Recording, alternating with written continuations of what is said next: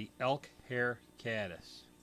I'm going to start by placing a hook in my vise. I normally tie this in size 18. Size 18 tan caddis is one of my favorites.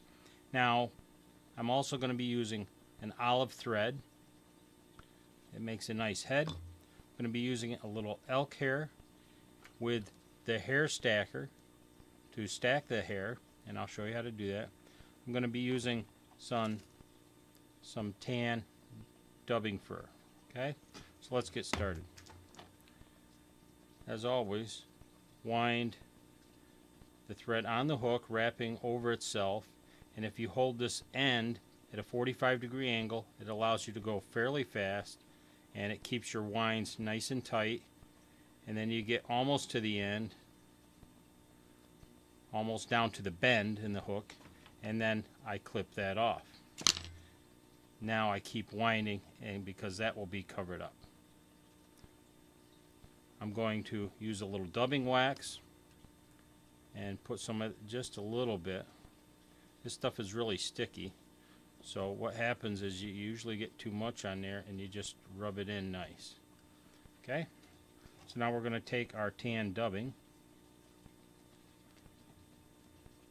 and again, this is a size 14 hook, so I'm going to be using a little more than I normally do, but at least you'll be able to see how to tie the elk hair caddis. I'm going to dub that on there, spin it into the wax. Take small amounts at a time of the dubbing fur and spin it on there. Okay, and then we're going to start that wrapping the body.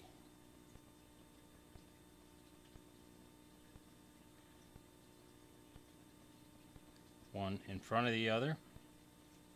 When you get almost to the head, now we can put our elk hair on. I'm going to take a little clump about like so, and again, you're going to have to tie a few of these to get the feel of it. But so we got a nice good bunch. We're going to place this in our hair stacker, tips first. And you're going to tap that on the table,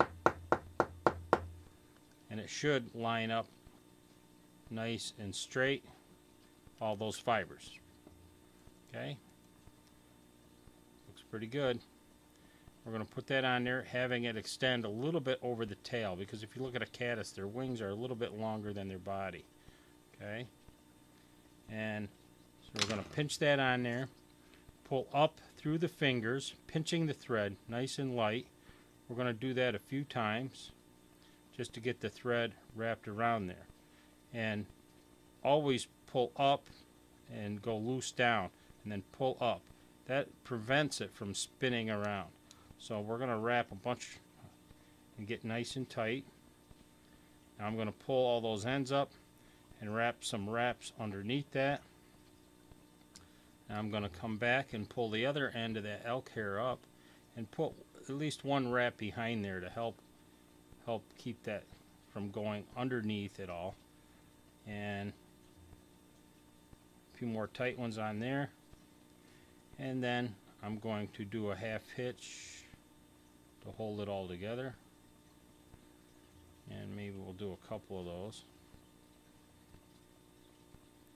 I don't worry about putting a whole lot of head cement on there. You can if you like, but the trout are going to beat these flies up anyway, and so I prefer to tie a lot of flies and figure that they're now this is an important part.